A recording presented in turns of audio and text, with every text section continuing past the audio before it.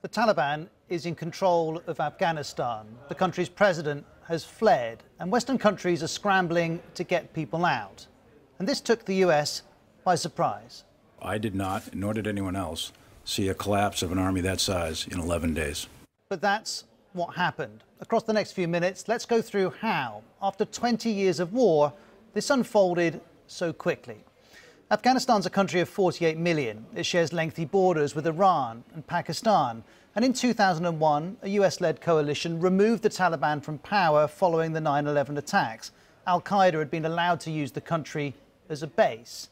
With the Taliban out of power, an elected government followed. But the Taliban didn't go away. Years of fighting followed. Tens of thousands of Afghan troops, militants and civilians died, as did thousands from the US-led coalition. And in 2020, after direct talks between the Taliban and the Trump administration, a deal was done.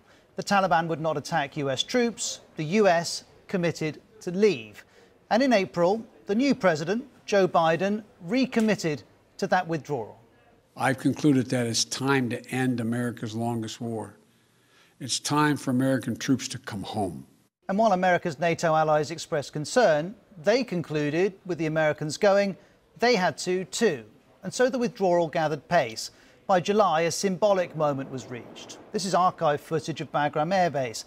It was a central facility to the US-led operation in Afghanistan. And on July the 5th, in the middle of the night, the Americans left Bagram for good, without telling the base's Afghan commander. Several days later, the 8th of July, President Biden was asked to assess the risks he was taking with this withdrawal. Is a Taliban takeover of Afghanistan now inevitable? No, it is not. Because you have the Afghan troops have 300,000 well-equipped as any army in the world, and an air force against something like 75,000 Taliban. It is not inevitable. That 300,000 figure, though, is contested because of corruption and desertion. There were questions about the real strength of the Afghan military. Nonetheless, in the following weeks of July, the US continued its withdrawal and the Taliban continued to intensify its operations. By the beginning of August, the Taliban was taking territory it hadn't occupied for 20 years. This map shows Taliban-controlled areas in red, contested territory in yellow, and regions under government control in blue. Then, on the 6th of August, came another strategic and symbolic moment. The Taliban took its first provincial capital. Zaranj is a city on the southern border with Iran. In something that would become a pattern, it fell without a fight. And Afghanistan made this plea to the UN. The Council must act and prevent a catastrophic situation. We are alarmed by reports and incidences of gross human rights violation by the Taliban and their foreign terrorist associate in almost half of our country.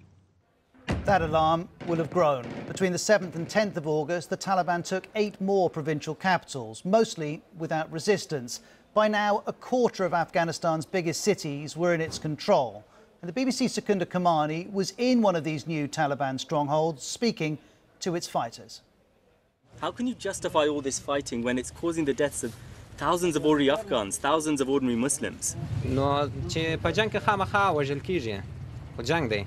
ځکه دا جانب هم وژل کیږي، هغه جانب هم وژل کیږي. نو موږ کوشش خو دا مخکې ما درته وویل چې موږ کوشش کوو چې خلکو ته ضرر ونه رسوو. نو بیا خو خامخا جنگ دی چې وژل کیږي، هغه به راضي پکښې. You're the ones who started the fighting here, though.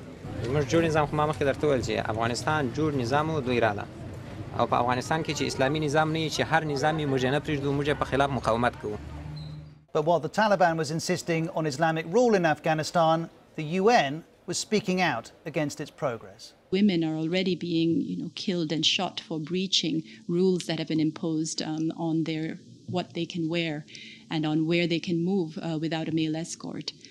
It's time for the international community to prioritize peace in Afghanistan. President Biden, though, was not shifting his position on the withdrawal, and he placed responsibility for controlling the situation in Afghanistan on its government. I think they're beginning to realize they've got to come together politically at the top, but we're going to continue to keep our commitment. But I do not regret my decision. This was on the 10th of August. Also on the 10th of August, the Washington Post published this story. It showed us US intelligence which believed Kabul could fall to the Taliban within 90 days. But But the next day, White House spokesperson Jen Psaki resisted the idea that the Taliban's momentum was unstoppable. We are closely watching the deteriorating security conditions in parts of the country, but no particular outcome, in our view, is inevitable. So nothing is inevitable, said Jen Psaki. No regrets, said Joe Biden. And if that intelligence assessment said all could be lost in 90 days, it was to take far less than that. On the same day Jen Psaki was saying a Taliban victory was not inevitable, the Afghan president was trying to show as much. He travelled to the besieged city of Mazar-e-Sharif. And whatever boost he was hoping for, this was undercut by the surrender of hundreds of Afghan soldiers in nearby Kunduz, because Afghans knew what Kunduz meant. If the Taliban could make it to Kunduz, maybe they could make it to Kabul, and that in itself is a big fear. The only good option would be if there's some kind of a political settlement.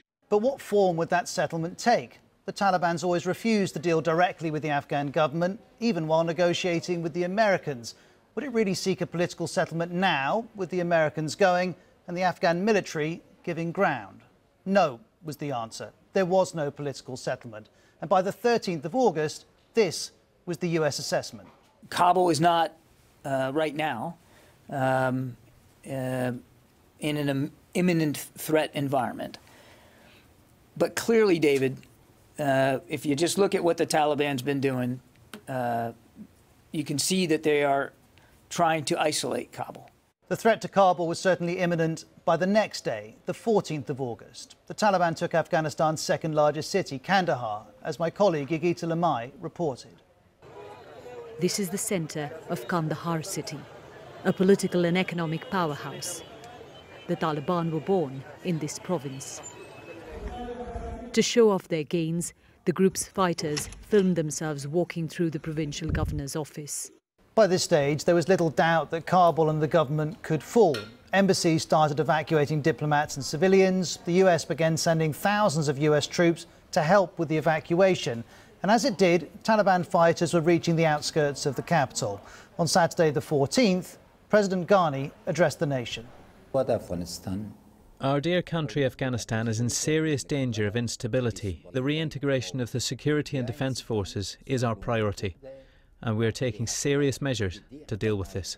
Whatever measures were taken, they weren't enough. On Sunday the 15th, the Taliban entered Kabul and met almost no resistance. It emerged President Ghani had fled the country, and a Taliban spokesperson called my colleague Yalda Hakim while she was live on BBC News. We want to avoid bloodshed, to destruction of properties of the people, and to not give chance to plunderers, looters who are waiting for such moments to loot or plunder the properties of the people. 9 days after seizing its first provincial capital, the Taliban had taken over. And there was perhaps no better illustration of its remarkable progress than these pictures of Taliban fighters sitting behind President Ghani's desk in the presidential palace. By the morning of Monday the 16th, the issue was not whether the Taliban was in control, it was. The immediate issue was the airport, as thousands of Afghans tried to get out. Extraordinary and harrowing footage emerged of people desperately trying to get onto planes, of US helicopters being used to clear people from the runway, and of people chasing one US plane down the runway while others clung to the fuselage. Hours after this, President Biden addressed Americans, and he refused to accept mistakes had been made. I stand squarely behind my decision. After 20 years, I've learned the hard way that there was never a good time to withdraw U.S. forces. That was Monday the 16th. On Tuesday the 17th, the Taliban gave a press conference and made its case. It is very understandable the international community is expressing worries about the security and about Afghanistan. But I reassure all internationals, the UN, all embassies, to all our neighbors, that we will not be allowing the soil of Afghanistan to be used against anybody. Those reassurances rang hollow for many, and there was growing fury that the Taliban should even be in a position to offer them. On Wednesday, we heard some of that fury as the House of Commons was recalled. And now it was Boris Johnson's turn to defend the withdrawal. The West could not continue this US-led mission, a mission conceived and executed in support and defense of America, without American logistics, without US air power, and without American might. And so, whatever the rights and wrongs of the withdrawal, this is the point we'd reached by Wednesday the 18th. The Taliban was now working to form a government. Some of its most senior leaders had arrived in the country. This was the welcome party for the Taliban's political leader in Kandahar. In Kabul, high-level meetings were happening about the transfer of power. Also on Wednesday, the ousted president, Ashraf Ghani, posted a video on Facebook. For now, I am in the United Arab Emirates so that bloodshed and chaos is stopped. I'm currently in talks to return to Afghanistan. But any hope Mr. Ghani has of returning to power looks slim. Minutes after that statement, the US said it no longer considers Mr. Ghani a figure in Afghanistan. And rather than trying to seize power away from the Taliban, the Americans at the moment are much more concerned with the vast operation that's underway. Currently, the United States military is focused on the specific mission of conducting a non-combatant evacuation operation from Afghanistan. This is likely to be probably the second largest NEO conducted by the United States. And that operation very much focuses on Kabul airport. There we continue to see desperate scenes. Thousands of people continue to try and get into the airport and onto a flight. But as the Americans acknowledge, while they control the airport, they no longer control the entire process. The Taliban have informed us that they are prepared to provide the safe passage of civilians to the airport, and we intend to hold them to that commitment. And if the Americans have limited control over how people can get out now, there's a far longer-term loss of control to consider too.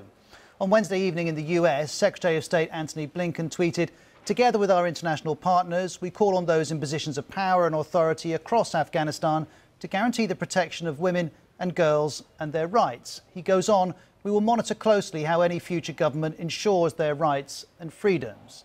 But as Mr. Blinken well knows, it's the Taliban which is in power now, an organisation responsible for an array of atrocities all the way back to the 90s. And having spent 20 years fighting the US and its allies, you imagine having its human rights record monitored is of no concern. Because whatever the Western leaders say or tweet, the reality is their influence is dwindling. And the democracy they helped create in Afghanistan is gone. It will be to China, Russia and Iran that the Taliban listens, not to the US or the UK or their NATO allies. It's an uncomfortable outcome after 20 years, billions of dollars and thousands of lives lost.